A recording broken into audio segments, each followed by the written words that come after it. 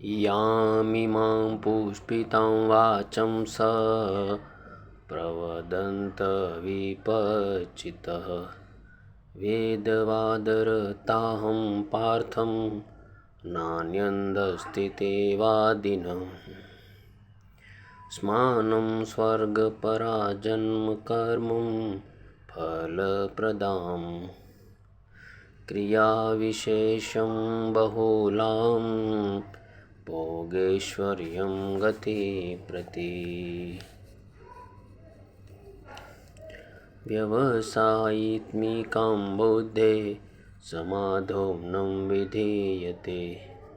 हे अर्जुन, આ કામભોગી પુરુષે વેદવાદી અને આસક્ત અને બીજા કર્મોનું અન્ય કાંઈ ફળ મળતું નથી એવું કહીને કામભોગ અને સ્વર્ગપરાયણ બનીને અથર્વવાદવાળી રમણીય વાતો કહ્યા કરે છે કે જન્મ લેવો, મોટા મોટા કર્મ કરવા, તેના ફળરૂપ સાંસારિક સુખ ભોગવવા એ જ જીવનનું સાર્થક્ય છે. આ પ્રકારે એમની બુદ્ધિ વિવેક ભ્રષ્ટ થયા કરે છે, જેના કારણે તેનું ભક્તિમાં મન લાગતું નથી. તે ગુણ વિષયાં વેદા નિસ્ત્રીમ ગુણ્યો ભવાર્જુન નિનંદ્રો નિત્ય સત્વરથો નિયોગક્ષેમ આત્મનઃ. વેદ 3 ગુણોના કારજનું પ્રતિપાદન કરે છે.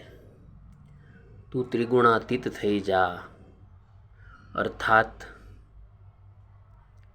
શીતોષ્ણાદિ દ્રંદ રહિત શુદ્ધ તત્વથી યુક્ત,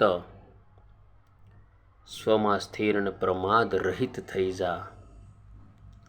યાવા નર્ય ઉત્પાને સર્વતઃ સંપ્લુતોદહશ તાવન્ન સર્વેષુ વેદેષુ બ્રાહ્મણસ્ય વિજાનત.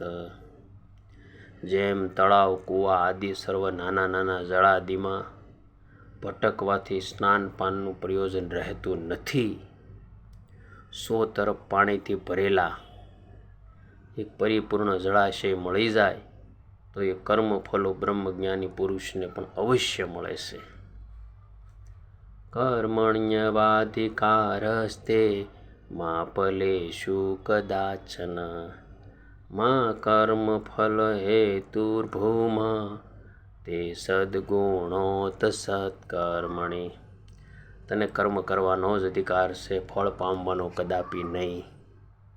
તું કર્મફળની અપેક્ષા રાખવાવાળો ન થા, તેમજ કર્મ ન કરવામાં તારી આસક્તિ ન દર્શાવ. ભગવાન કૃષ્ણ નારાયણ અર્જુનને કહે છે.